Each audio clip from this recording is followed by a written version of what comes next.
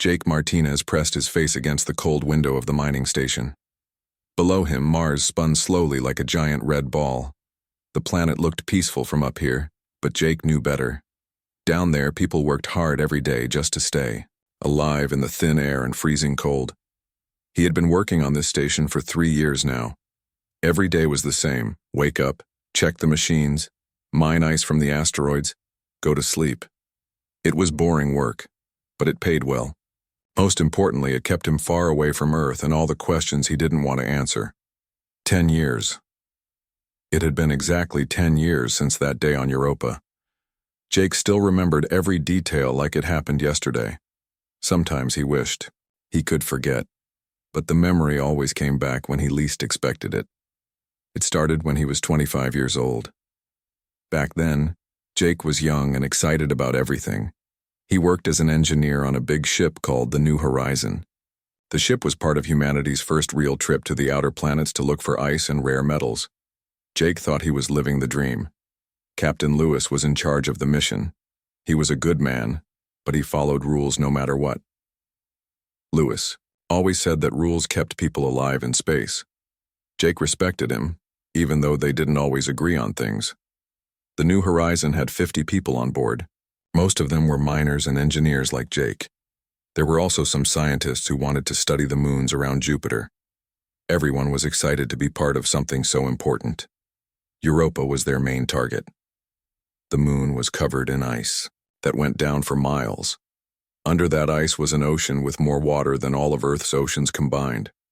The plan was simple: land on Europa, set up mining equipment, and start harvesting ice to send back to Mars colonies. Everything went wrong. On the third day, Jake was working outside in his spacesuit setting up a drilling machine. The work was hard because everything had to be done carefully. One mistake could crack your suit and then you would be dead in seconds. That's when he saw the flash of light. At first, Jake thought it was just the sun reflecting off the ice, but the light kept flashing in a pattern. It was coming from a ridge, about 2 miles away from their base camp. Jake called Captain Lewis on his radio. "Captain, I'm seeing some strange lights to the north. Should I check it out?" Lewis's voice crackled through the radio. "Negative, Martinez. Stick to your assigned work area, probably just ice crystals catching sunlight." But Jake couldn't stop thinking about those lights. During his lunch break, he looked through the telescope at the base. The lights were definitely not natural. Something was buried in the ice over there and it was still working. That night, Jake couldn't sleep. He kept thinking about what might be causing those lights. Finally, he made a decision that would change his life forever. He took one of the small rovers and drove toward the ridge. He told himself he would just take a quick look and come back before anyone noticed he was gone. The ride took 30 minutes across the bumpy ice. When Jake got close to the source of the lights, he couldn't believe what he saw. It was a ship. Not a human ship, but something completely different. The metal was a strange blue-green color that seemed to glow from inside. The ship was about the size of a small house and it was buried nose first in the ice. Part of it stuck up above the surface, which is why Jake could see the lights. The lights were coming from what looked like a window. They flashed in patterns. 3 short flashes, then 2 long ones, then 3 short flashes again. Jake realized it was some kind of distress signal. His hands shook as he parked the rover. Everything in his training told him to go back and report this to Captain Lewis right away. But something else told him that whoever was in that ship needed help now, not after hours of reports and meetings. Jake put on his spacesuit and walked to the ship. Up close, he could see that it had crashed hard. The front was badly damaged, and there were cracks in the hull. But the lights were still flashing, which meant someone inside was still alive. It took Jake 20 minutes to find a way into the ship. There was a hole in the side that was just big enough for him to squeeze through. Inside, the ship was dark except for a few small lights. The air was thick and smelled strange, like flowers mixed with metal. Jake followed the sounds of beeping, machines toward the back of the ship. What he found there made his heart stop. In a small room filled with strange equipment was a pod made of clear material. Inside the pod was a girl who looked about his age. She had blue skin and silver hair, but other than that she looked almost human. Her eyes were closed and she was breathing slowly. Machines around the pod were flashing red lights and making worried beeping sounds. Jake didn't need to understand the alien language to know what the machines were saying. The girl was dying. He looked at the readouts on the machines. Some of the symbols looked similar to the ones he used at work. It seemed like her life support system was failing. The power was running out, and the air in her pod was getting bad. Jake made the biggest decision of his life. Instead of going back to get help, he opened his emergency toolkit. He had repair equipment that might work on alien machines. It was a crazy idea, but the girl would be dead by the time he got back with Captain Lewis. For the next 4 hours, Jake worked on the alien machines. He couldn't read the language, but machines were machines. He found the power problem and fixed it with parts from his own equipment. He cleaned the air filters and got the life support working again. When the machines finally stopped beeping and turned green, the girl opened her eyes. They were the most beautiful eyes Jake had ever seen, bright purple like jewels. When she saw him, she looked scared at first. But then she saw what he had done, and her expression changed to something like wonder. She tried to talk, but Jake couldn't understand her language. She pointed to herself and said something that sounded like Zara.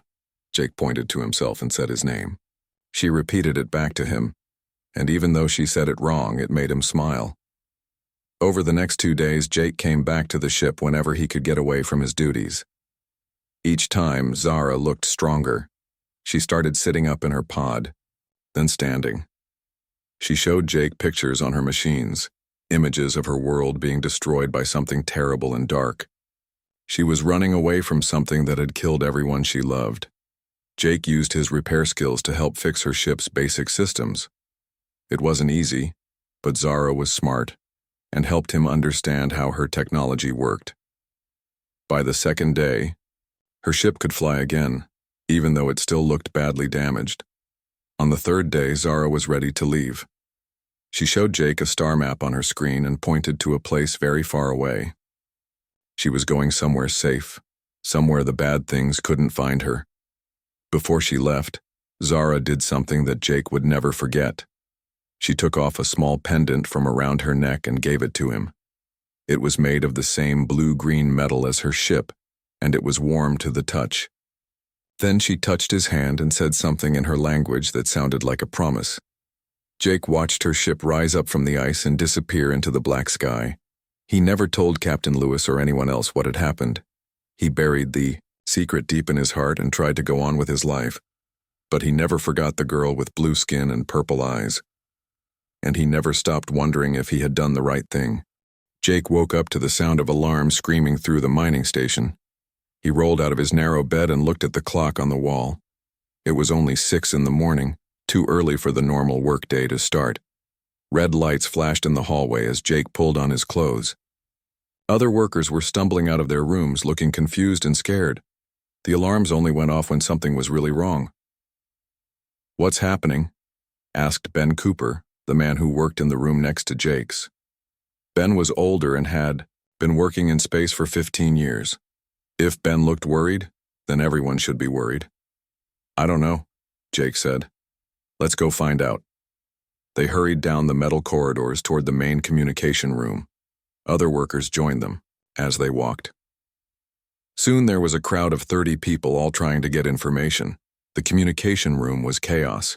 People were shouting over each other, and the big screens on the walls showed different news feeds from Earth and Mars.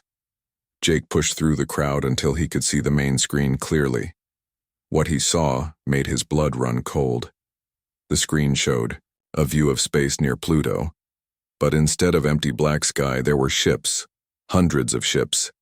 They were massive, each one bigger than the biggest cities on Earth. The ships were arranged in perfect lines like soldiers standing at attention. "How long have they been there?" someone shouted. "The deep space sensors picked them up 2 hours ago," said Carol Price, the station's communication officer. Her face was pale, and her hands shook as she worked at her controls. "They just appeared, out of nowhere. No one saw them coming." Jake stared at the alien ships on the screen. They were beautiful in a terrifying way. The hull seemed to be made of the same blue-green metal he remembered from 10 years ago. His hand moved automatically to his chest where Zara's pendant hung under his shirt. "Are they talking to us?" asked Ben. Carol shook her head. "Earth Command has been trying to make contact for 2 hours. The ships aren't responding to any signals. They're just sitting there." On the screen, Jake could see human ships moving toward the alien fleet. But the human ships looked like tiny bugs next to the massive alien vessels. Earth's entire space navy had maybe 50 ships, and most of those were small patrol boats. These aliens had brought an army. "This is Admiral Kim speaking to all Earth colonies and stations." A woman's voice came through the speakers. On screen, they could see her standing on the bridge of Earth's biggest warship. She looked calm, but Jake could hear the worry in her voice. "We are attempting to establish peaceful contact with the unknown vessels. All civilian ships should stay away from the outer system until further notice." Jake felt sick to his stomach. He had a terrible feeling that this was connected to what happened on Europa 10 years ago. But how could it be? Zara was just one person running away from something. She couldn't have brought an entire fleet back to Earth, could she? The next few hours were the longest of Jake's life. Everyone on the station crowded around the screens watching the news feeds and waiting for something to happen. The alien ships didn't move. They didn't attack, but they didn't talk either. They just waited. Then at 2 o'clock in the afternoon, everything changed. "Attention all Earth forces," said a voice that came from every speaker in the solar system at the same time. The voice was speaking perfect English, but there was something musical about it that made it sound not quite human. "We seek peaceful contact with the representative Jake Martinez of the 3rd Europa Expedition. You have 24 hours to produce this individual. Failure to comply will be considered an act of hostility." The communication room went completely silent. Everyone turned to look at Jake. His face had gone white and he felt like he might throw up. "Jake Martinez," Carol said slowly. "Isn't that you?" Jake couldn't speak. He just nodded. "How do they know your name?" Ben asked. "What's the 3rd Europa Expedition?" Before Jake could answer, Carol's communication board started flashing. "Incoming. Priority message from Mars Colonial Command," she said. "It's for Jake Martinez." With shaking hands, Jake walked over to Carol's station. She handed him the headset, and he put it on with everyone watching. "This is Jake Martinez," he said. "Mr. Martinez, this is Colonel Rodriguez from Colonial Security. We need you to come to the main colony immediately. There will be a transport ship at your station in 2 hours. Pack only what you need for a few days." "Why?" Jake asked, though he already knew the answer. "Because you might be the only person who can prevent a war, Mr. Martinez. Those alien ships have weapons that could destroy every human settlement in the solar system. If they want to talk to you, then we need to make that happen." After the call ended, Jake sat in his room and tried to think. He looked at Zara's pendant, which he had kept hidden for 10 years. The metal was warm against his skin, just like it had been the day she gave it to him. Had he made a terrible mistake? When he helped Zara escape, he thought he was saving one person's life. He never imagined it might lead to this. The transport ship arrived exactly 2 hours later. It was a fast military vessel with serious-looking soldiers on board. Jake packed his few belongings and said goodbye to his friends. Ben shook his hand and wished him luck. "Whatever you did 10 years ago," Ben said quietly, "I hope it was the right thing." The trip to Mars took 6 hours. During the flight, Jake tried to prepare himself for what was coming. He thought about Zara and wondered what she had become in the 10 years since Europa. The scared, injured girl he remembered couldn't be the same person who commanded this massive fleet. When they landed at the main colony on Mars, Jake was taken directly to the Colonial Command Center. It was a huge building in the center of New Angeles, the biggest human city on Mars. Soldiers escorted him through long hallways filled with busy people running back and forth. They brought him to a conference room where 3 people were waiting. Colonel Rodriguez was a tough-looking woman with gray hair and sharp eyes. Next to her sat Dr. Lisa Carter, a scientist Jake recognized from news reports about alien life. The third person appeared on a large screen, Admiral Kim, speaking from her flagship near Earth. "Mr. Martinez," Admiral Kim said from the screen, We need you to tell us everything about your connection to these aliens. And I mean everything. Jake took a deep breath. For 10 years he had kept Zara's secret, but now the safety of all humanity might depend on the truth. He started at the beginning. He told them about the crashed ship on Europa, about finding Zara, dying in her pod, about the 2 days he spent helping her repair her ship. He told them about the pictures she showed him of her world being destroyed, and about how she escaped to somewhere far away. When he finished, the room was quiet for a long moment. You helped an alien refugee escape, Dr. Carter said slowly, and you never reported it. I thought she was going to die if I didn't help right away, Jake said. By the time I could have gotten Captain Lewis, it would have been too late. Captain, Lewis is dead, Colonel Rodriguez said. He died in a shuttle accident 2 years ago. You're the only person alive who knows about this incident. Admiral Kim leaned forward on the screen. Mr. Martinez, those ships out there have enough firepower to turn Earth into ash. If this Zara person has come back for revenge, no, Jake said quickly. She wasn't angry, she was grateful. Before she left, she gave me this. He pulled out Zara's pendant and showed it to them. Dr. Carter's eyes went wide. May I examine that? Jake handed over the pendant. Dr. Carter ran it through several scanning devices. This metal doesn't exist anywhere in our solar system, she said. The atomic structure is completely unknown to human science. And it's warm. It's generating its own energy somehow. The question is, Admiral Kim said, what does she want now? Why come back with an entire fleet? Before anyone could answer, an aide rushed into the room. Admiral, the alien ships are moving. They're heading toward Mars. On the screens, they could see the massive alien fleet changing formation. The ships moved with perfect coordination like they were dancing in space, but they weren't attacking. Instead, they seemed to be arranging themselves in some kind of welcoming pattern. They're not attacking, Admiral Kim said with relief. But they're definitely coming here. Jake stood up and walked to the window. Outside, he could see the red sky of Mars and the dome that protected the city. Somewhere up there, Zara was coming back to him after 10 years. He just hoped she was still the same person he had saved all those years ago, because if she wasn't, humanity might be in more trouble than anyone realized. The shuttle that came to pick up Jake was unlike anything he had ever seen. It was sleek and beautiful, made of the same blue-green metal as Zara's pendant. When it landed in the spaceport outside New Angeles, it didn't make a sound. It just touched down as gently as a feather. Jake walked up the ramp with his heart pounding. Colonel Rodriguez and Dr. Carter wanted to come with him, but the aliens had been very clear. They would only speak to Jake Martinez, and he had to come alone. Inside the shuttle, Jake was greeted by a tall figure in flowing robes. The being had the same blue skin he remembered, but this was clearly not Zara. This person was much taller and had markings on their face that looked like silver tattoos. Welcome, Jake Martinez, the being said in perfect English. I am Commander Kyle of the Royal Guard. Her Imperial Majesty is waiting for you. Imperial Majesty? Jake thought. What did that mean? The inside of the shuttle was amazing. The walls seemed to be alive, glowing softly with their own light. There were no hard angles anywhere.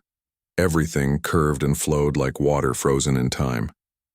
Jake sat in a chair that molded itself to his body, making him more comfortable than he had ever been in his life. The trip to the main alien ship took only 10 minutes, but it felt like hours to Jake. He pressed his face to the window and watched as they approached the largest vessel in the fleet. It was impossible to judge its real size, but Jake guessed it was at least 50 miles long. Cities on Earth were smaller than this ship. When they docked, Commander Kyle led Jake through corridors that took his breath away. The ceilings were so high he couldn't see the top, and they were filled with floating lights that moved like slow lightning. The walls were covered with growing things that looked like crystal trees, and the air smelled like flowers after rain. But what really amazed Jake were the people. As they walked, he saw dozens of different kinds of beings. Some had blue skin like Commander Kyle, but others were completely different. He saw tall, thin people with golden skin and 4 arms. He saw short, round beings covered in fur. He even saw some that looked like they were made of living stone. "How many different species are on this ship?" Jake asked. "The Celestial Dawn carries representatives from 47 different worlds," Commander Kyle replied. "We are all part of the Kethmari Coalition, united under our Empress." They walked for what felt like miles through the amazing corridors. Finally, they stopped at a massive door that was decorated with symbols Jake didn't recognize. 2 guards stood on either side. They were clearly warriors with armor that seemed to be made of the same living metal as the ship itself. "Her Imperial Majesty waits beyond these doors," Commander Kyle said. "Jake Martinez, you are about to meet the most powerful person in 12 galaxies. Remember to show proper respect." The doors opened silently, and Jake stepped into the most beautiful room he had ever seen. The ceiling was made of some kind of clear material that showed the stars outside. The floor felt like grass under his feet, even though it looked like polished stone. In the center of the room was a raised platform with a throne that seemed to be carved from a single massive jewel. And sitting on that throne was Zara. But this was not the scared, injured girl he had saved 10 years ago. This Zara was a woman, now, and she radiated power and authority. She wore robes that seemed to be made of starlight itself, and a crown that floated above her head without touching it. Her blue skin glowed softly, and her purple eyes were as beautiful as Jake remembered, but now they held wisdom and strength that hadn't been there before. When she saw Jake, she smiled, and for a moment she looked exactly like the girl from Europa. "Hello, Jake Martinez," she said, and her voice was like music. "It has been a long time." Jake didn't know what to say.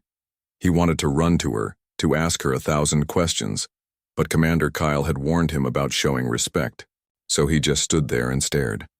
Zara seemed to understand his confusion. She stood up from her throne and walked down to where he was standing. As she got closer, Jake could see that she still wore a pendant around her neck, one that looked exactly like the one she had given him. "You look well," she said. "I am glad to see that the years have been kind to you." "Zara," Jake said, finding his voice at last. "What happened to you? How did you become this?" She gestured for him to walk with her to a balcony that overlooked the ship's vast interior. From here, Jake could see that the ship was like a floating city. There were parks and buildings and thousands of people going about their daily lives. "After I left Europa," Zara began, "I traveled for many months before I reached Coalition space. When I arrived, I was still just a refugee with nothing but a broken ship and the clothes on my back. But I carried something more valuable than gold or jewels." "What was that?" Jake asked. "Hope," Zara said simply, "and the memory of a human who risked everything to save a stranger." She told him her story. When she reached the Coalition worlds, she found them under attack by the same enemy that had destroyed her home planet. The Devourers were a race of beings that consumed entire civilizations, leaving nothing behind but empty worlds. "My people had been fighting the Devourers for 1,000 years, Zara explained, but we were losing. World after world fell to their hunger. When they destroyed my home, I thought it was the end. But Zara carried information that changed everything. She knew the location of the Devourers' home base, and she had stolen data about their weaknesses before escaping her dying world.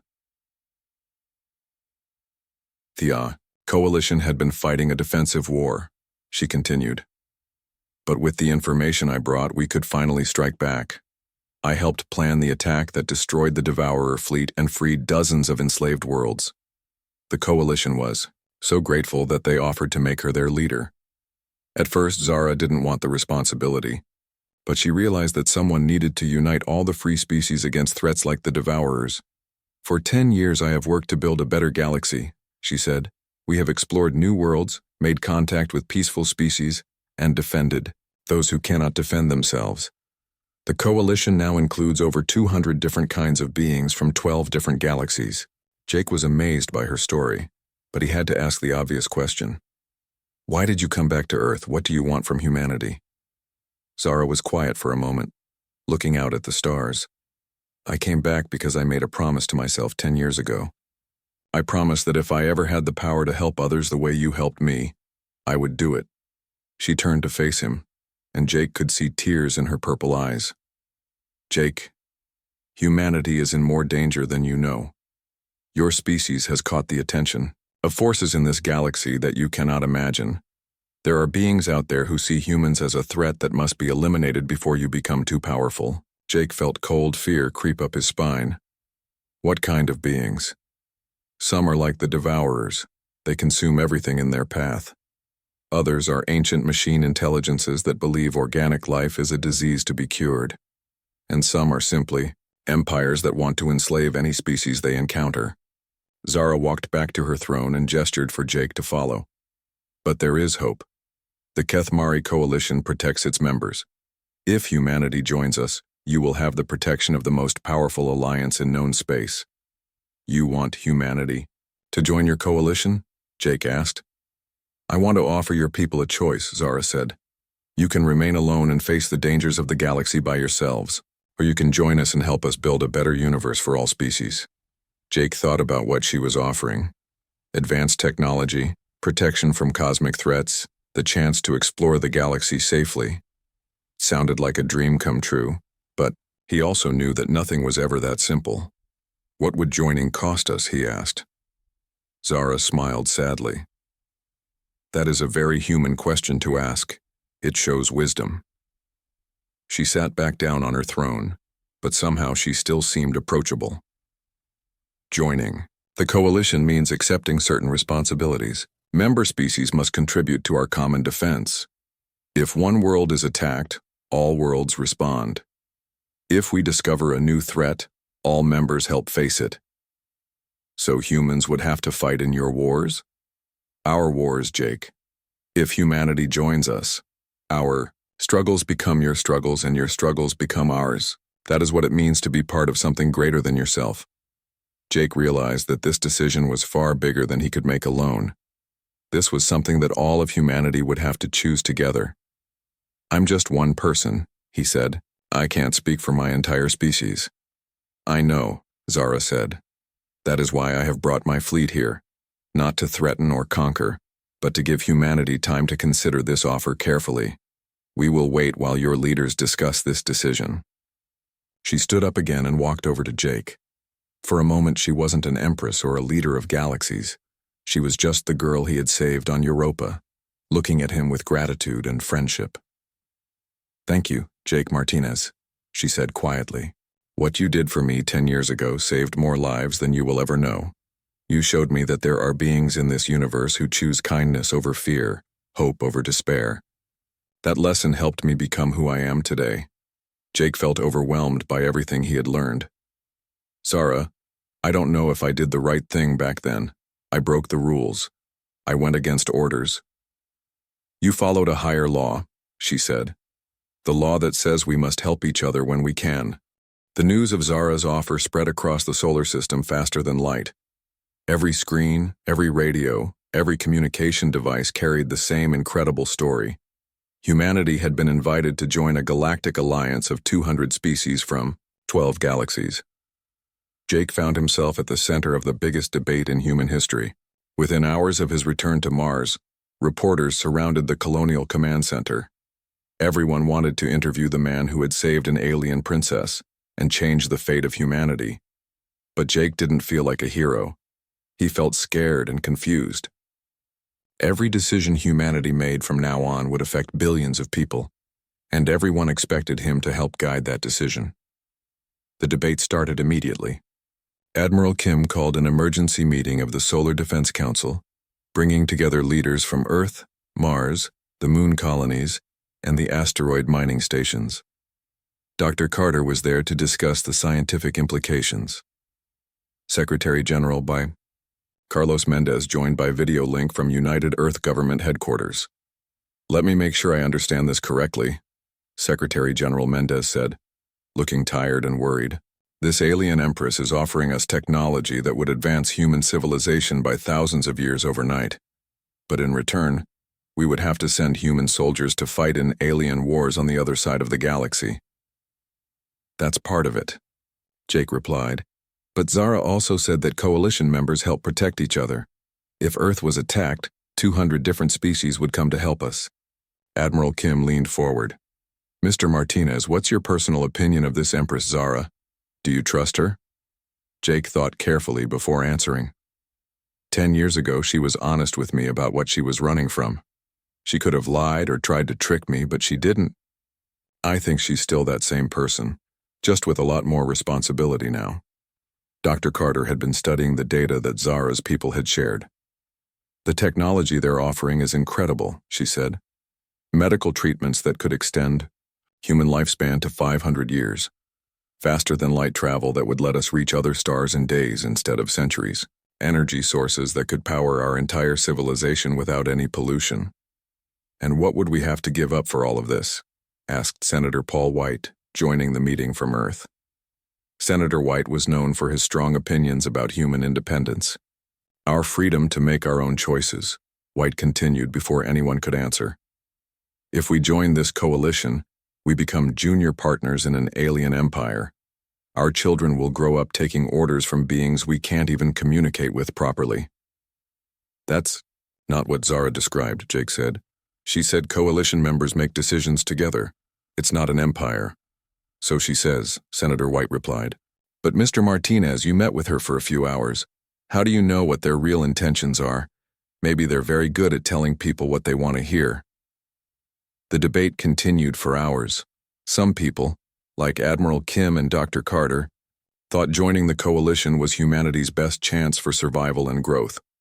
Others, like Senator White, believed that humanity should remain independent and develop at its own pace. But everyone agreed on one thing. This was the most important decision in human history. Over the next week, Jake traveled to Earth to speak with more government leaders. He testified before the United Nations, spoke with religious leaders, and met with scientists and military officers. Everyone had the same questions. What was Zara really like? Could humanity trust the coalition? What would happen if they said, no? Jake tried to answer honestly, but the truth was that he didn't know everything. He had seen Zara's kindness and strength, but he had also seen her power. The woman who ruled over 200 species was not the same scared girl he had saved on Europa. The public reaction was just as divided as the government debates. Some people were excited about the possibility of exploring the galaxy and meeting alien civilizations. They held rallies demanding that Earth accept Zara's offer immediately. But others were terrified. They worried that humanity would lose its identity if it joined an alien alliance. They feared that human culture and values would be forgotten in a galaxy full of strange beings with different ways of thinking. Jake watched the news reports from his hotel room on Earth and felt the weight of the world on his shoulders. Protesters marched in the streets of every major city. Some carried signs that said, "Join the stars," while others said, "Earth for humans." The most troubling news came from Dr. Carter. She had been studying long-range sensor data and found something disturbing. "Jake, you need to see this," she said, during a video call. "Our deep space monitoring stations have detected something approaching from outside the galaxy. It's still very far away, but it's moving fast." "What is it?" Jake asked. "We don't know. The signature doesn't match anything in our databases. It's not like Zara's ships or any human technology, but whatever it is, it's big, really big." Jake felt a chill run down his spine. "How long until it gets here?" "At its current speed, maybe 2 weeks." "Jake, I think we need to tell Zara about this. If there's another alien force coming to our solar system, she should know." Jake immediately contacted the coalition fleet and requested another meeting with Zara. This time she came to him. Her personal ship landed in the desert outside Las Vegas, and Jake met her at the landing site. When Zara heard about the approaching unknown ships, her face went pale. "Show me the sensor data," she said urgently. Dr. Carter transmitted all the information they had gathered.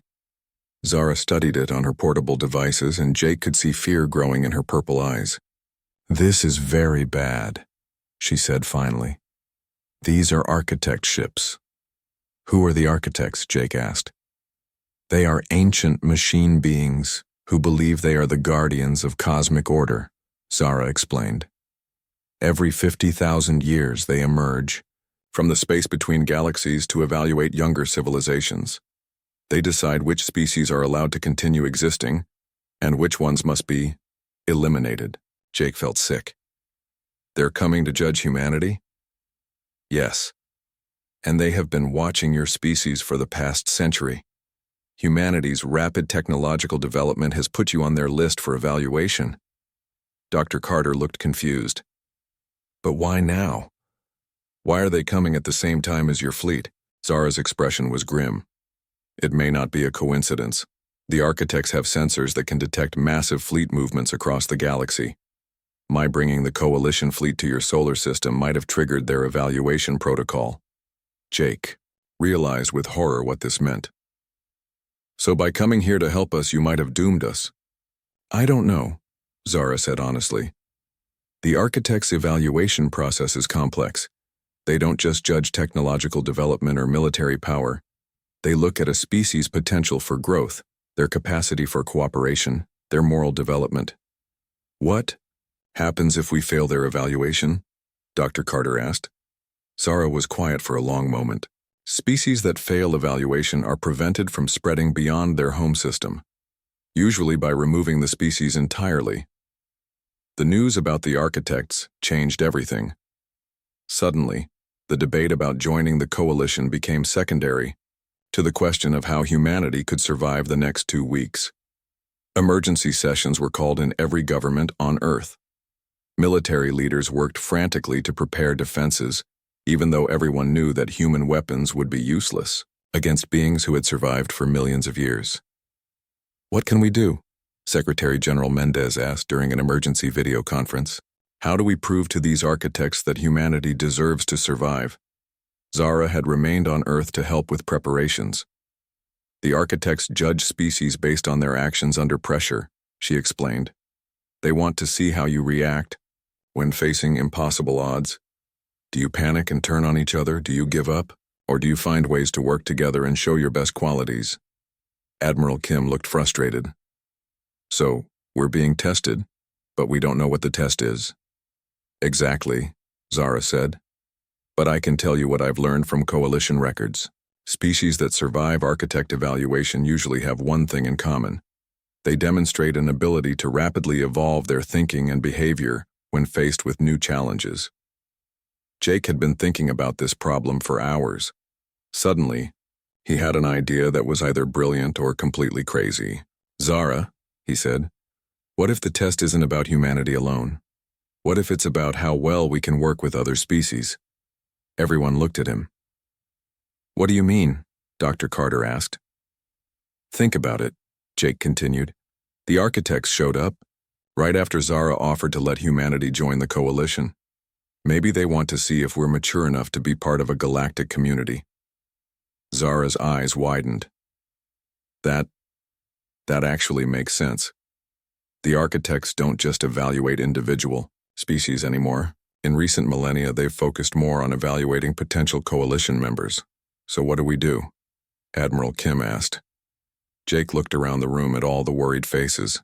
Then he looked at Zara, the alien who had become one of his closest friends. We show them what humanity does best. We help each other even when it's risky, even when we don't know what the outcome will be. I don't understand, Secretary General Mendez said.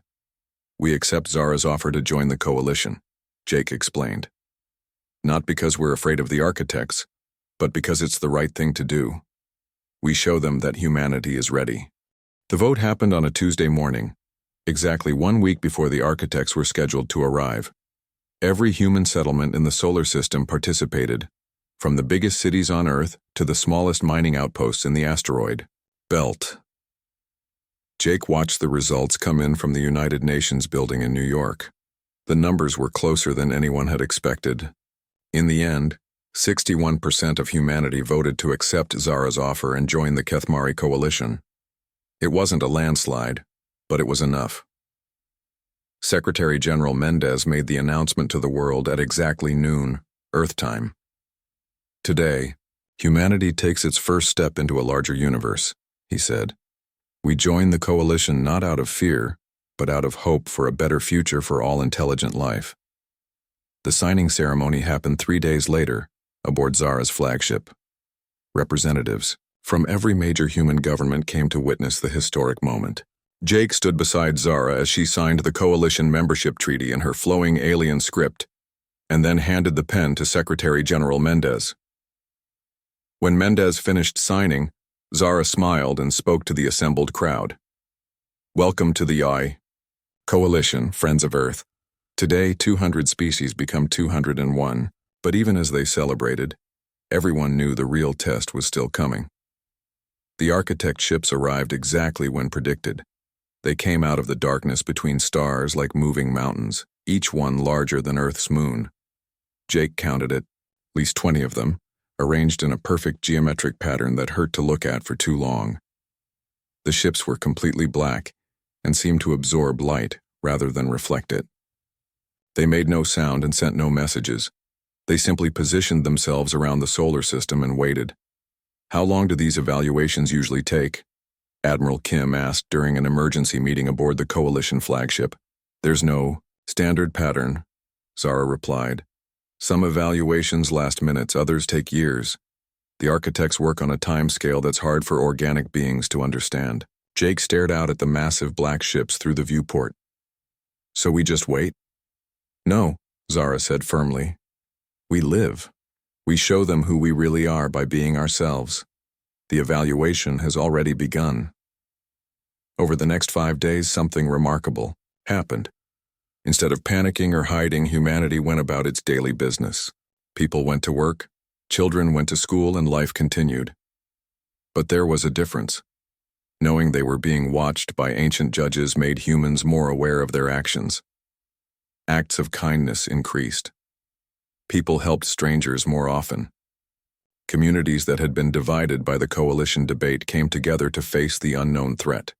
It was as if being evaluated by cosmic beings reminded humanity of its better nature.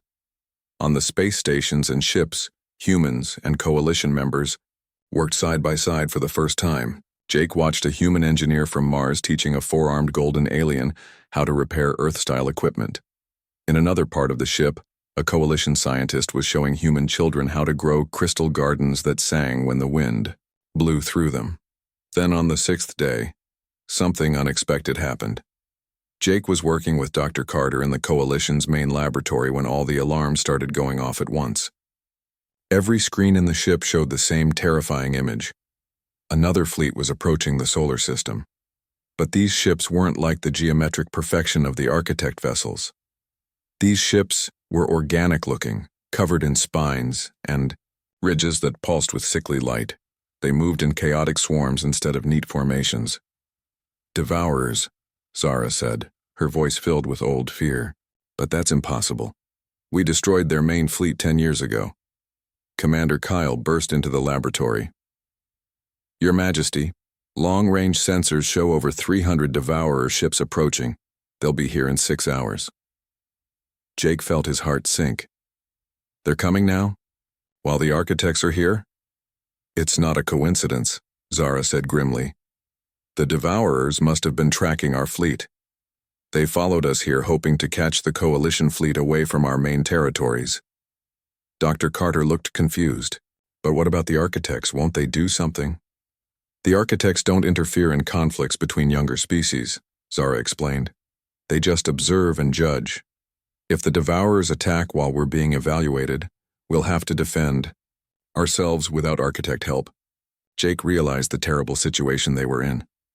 Humanity had just joined the Coalition, which meant they were now obligated to help fight the Devourers. But humans had no weapons that could hurt the alien ships, and no experience in space combat. What can we do? He asked. Admiral Kim had been listening to the conversation through the communication link. Our entire fleet combined might be able to take out one Devourer ship, she said. We're completely outmatched.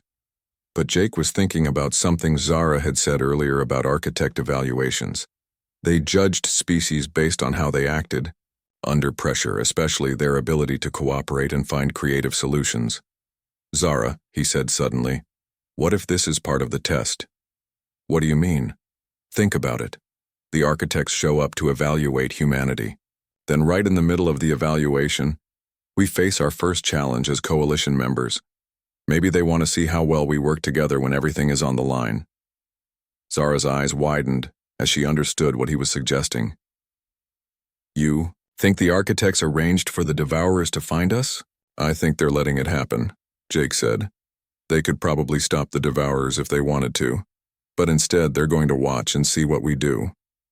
Commander Kyle shook his head. Even if you're right, we still have to face 300 Devourer ships with a fleet that's not prepared for major combat. Jake walked to the viewport and looked out at the human ships scattered among the Coalition fleet. Earth's vessels were tiny compared to the alien ships, but there were dozens of them. And Jake had an idea.